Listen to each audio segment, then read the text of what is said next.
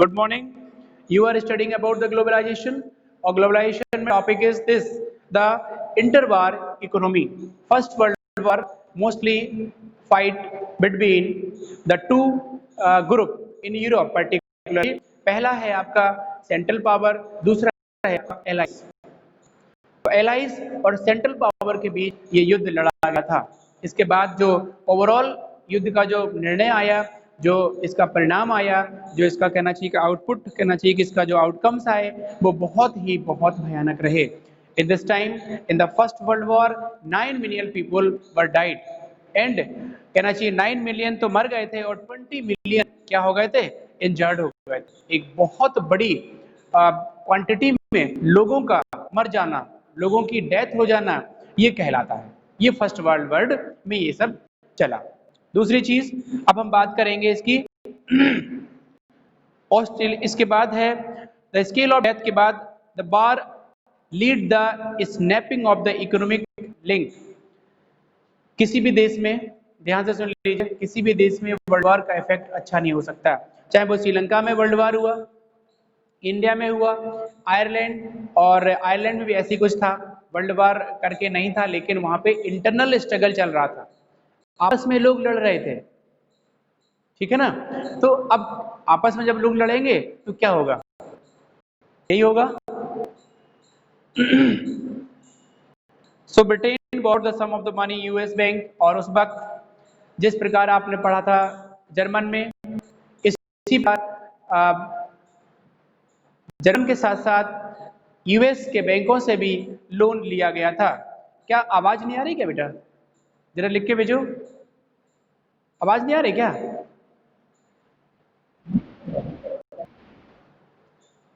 Yes और no जरा लिखकर भेजिए, आवाज आ रही कि नहीं आ रही है? आवाज आ रही है ठीक से? बताइए। ओके ओके, बस ओके ओके, ठीक है। हटाइए हटाइए हटाइए, अब हटा दो, रिकॉर्डिंग है बेटा चल रही है, हटा दो। ओके, हम बात कर रहे हैं जिस प्रकार ब्रिटेन ने, जिस प्रकार जर्मन ने फर्स्ट वर्ल्ड वार में वो लिया था, कर्जा लिया था यूएस से, उसी तरीके यूरोपीय कॉन्टिनेंट ने भी कर्जा लिया। डेफिनेटली हम बात कर रहे हैं यूरोप कॉन्टिनेंट के वो देशों की जो बड़े बड़े कहना चाहिए कि ब्रिटेन जैसे देश कर्जा लेके युद्ध में भाग लेते हैं। पर्टिकुलर जो है ब्रिटेन की बात कर रहे हैं। इसके बाद जो इस प्रकार the war transform the US from being an international debtor, और यूएस इंटरनेशनल डेबिटर से इंटरनेशनल क्रेडिटर बन गया। जिस प्रकार अमेरिका पहले कर्जा लेता था, लेकिन फर्स्ट वर्ल्ड वार के समय अमेरिका अब कर्जा बांटने लगा था, इंटरनेशनल क्रेडिटर बन गया था। Is it clear? बात क्लियर हो गई ना? चलिए अब हम कर रहे हैं post war recovery. Post war recovery का मतलब होता है वॉर को कैसे रिकवर करें, कैसे इसको हम, रिकवर का मतलब होता है किस तरीके से हम इसे सेटल करें। रिकवर का मतलब होता है कैसे हम इसको अपने पटरी पर लाएं। ठीक है? Industrial had develop in India and Japan at the time of first world war. India में, जापान में इंडस्ट्रियलाइजेशन चल रहा था, है ना? इंडस्ट्रियलाइजेशन चल रहा था इंडिया और जापान में। दूसरी चीज अब हम आगे बात कर रहे हैं, फाइनेंस पर expenditure Britain had borrowed liberally from US. This means that the end of the war Britain was burden with huge external डेब्ट। युद्ध के समय यूएस से कर्जा लेकर ब्रिटेन ने लड़ा, तो पता है क्या होता था? जब ये ना कर्जा, आपके पास बहुत बर्डन था, किसके ऊपर? ब्रिटेन के लोगों के ऊपर बहुत बड़े, उसके एक बहुत बड़े लेवल पे कर्जा था। ठीक है ना? दूसरी चीज, these development lead to huge job loss in 1921, every 5 British worker work out of the work. पूरी तरीके से 1921 के बीच ब्रिटेन में जॉब की इतनी कमी हो गई थी कि प्रत्येक पांचवा व्यक्ति जो है बेरोजगार था। ब्रिटेन में बहुत बड़े स्तर पे, बहुत बड़े ह्यूज लेवल पे कहना चाहिए कि क्या चल रहा था, अनएम्प्लॉयमेंट का दौर चल रहा था due to first world war.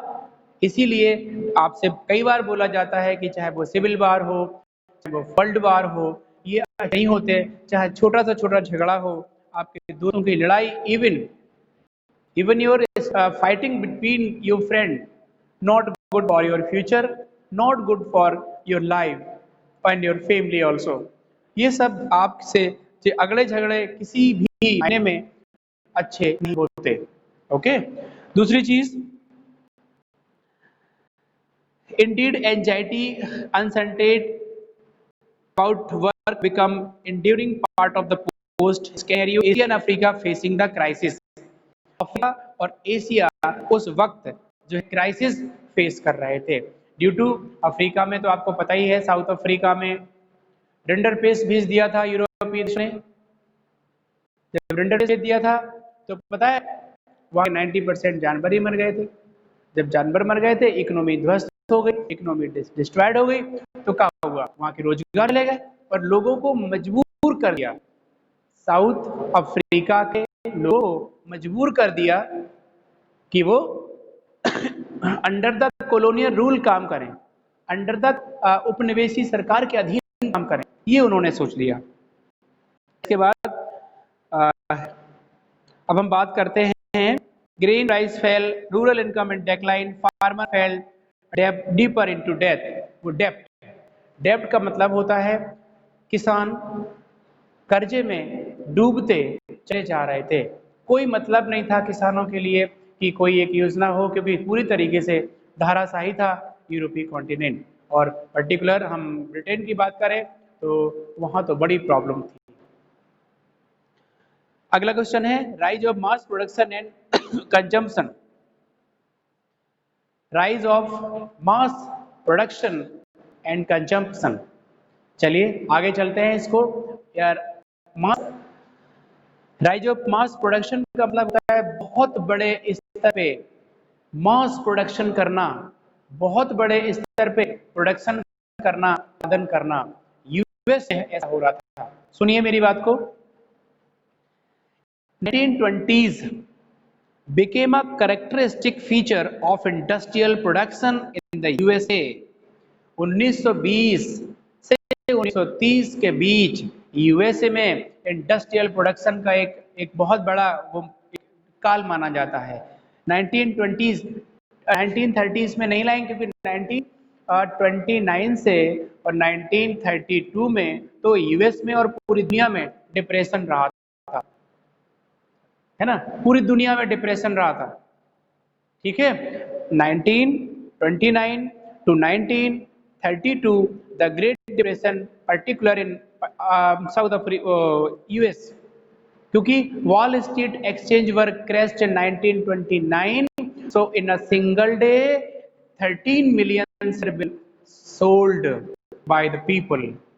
लोगों के द्वारा 13 मिलियन जो शेयर थे सोल्ड कर दिए गए थे, बेच दिए गए थे। बहुत बड़ी गिरावट। This is a beginning of the depression in US, और वही संसार के मोस्टली देशों में चल रहा था, संसार के मोस्टली देशों में चल रहा था। अब हम बात करेंगे आपसे, well known Pioneer mass production was a car manufacturer Henry Ford. एक हम वेल नोन पायनियर की बात करेंगे जिन्होंने मास प्रोडक्शन जो कार मैन्युफैक्चरिंग ने बनाया। इन्होंने टी मॉडल कार सबसे पहले बनाई, इनका नाम था Henry Ford. Henry Ford US से बिलोंग कर रहे, adopt assembly line of the Chicago slaughter house. Chicago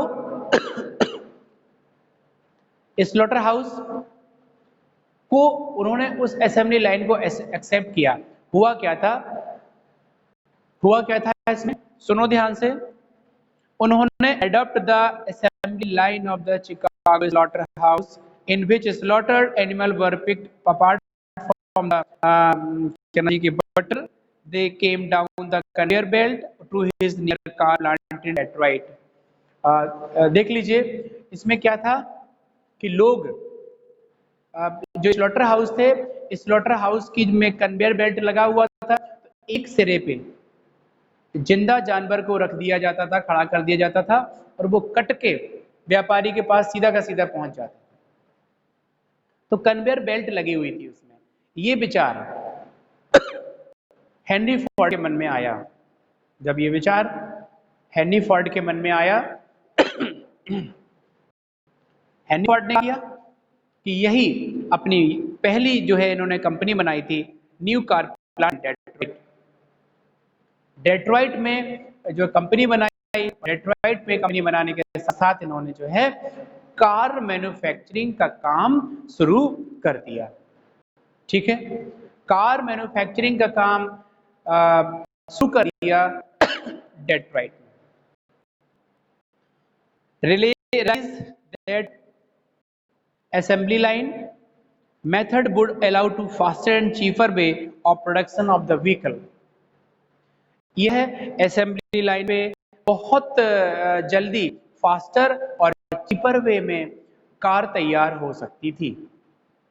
ठीक है ना, कार तैयार हो सकती थी। मतलब कहने का है कि डेफिनेटली अगर कार बनाने का कारखाना इन्होंने बनाया तो हेनरी फोर्ड ने, ये समझिए कि इनकी 3 मिनट में एक कार बन के तैयार होती थी। अभी हम आगे बता देंगे। This way increasing the outer output per worker by speeding up the pace of the work.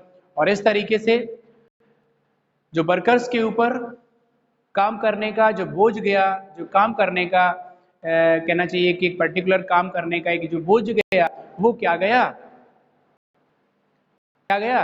वो जल्दी काम करेंगे लेबर।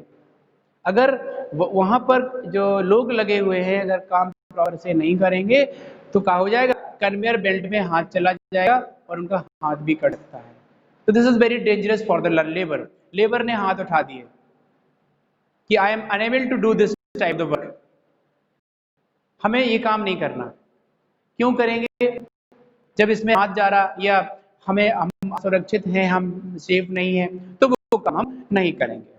दूसरी चीज, standing front of the conveyor belt, no worker could afford to delay the motion, take a break, even have a friendly word with the work time.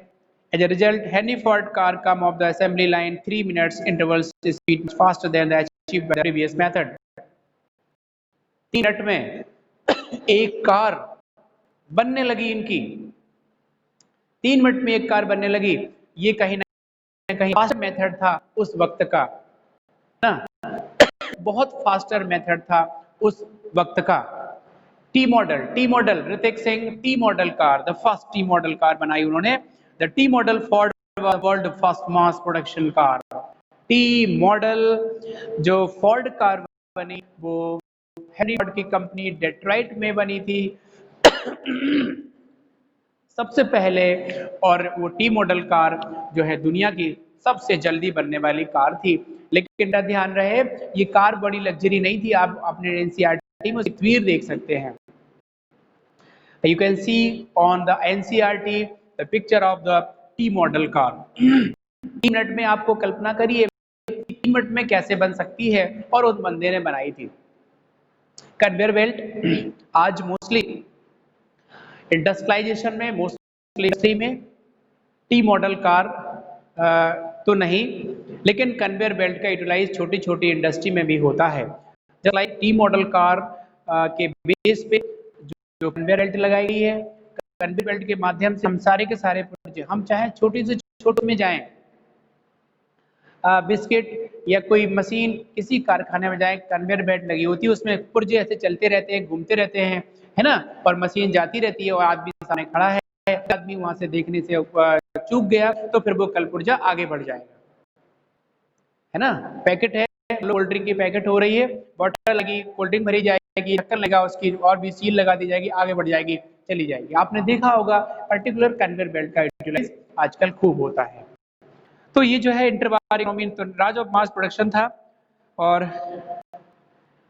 इसका जो है depression for double daily wage for $5 million January 19 कहना चाहिए 14, और इस तरीके से जब लेबर ने कहा कि हम काम नहीं करेंगे तो मिस्टर हेनरी फोर्ड ने उनके बीच बढ़ा के पूरे कर दिया। ठीक है, this technique Ford over USA and Europe by the 1920। और ये जो टेक्निक थी हेनरी फोर्ड की, बहुत अच्छी टेक्निक थी। इस टेक्निक को कहना कि यूएसए के साथ पूरे यूरोप में इसको मान लिया गया। ओके।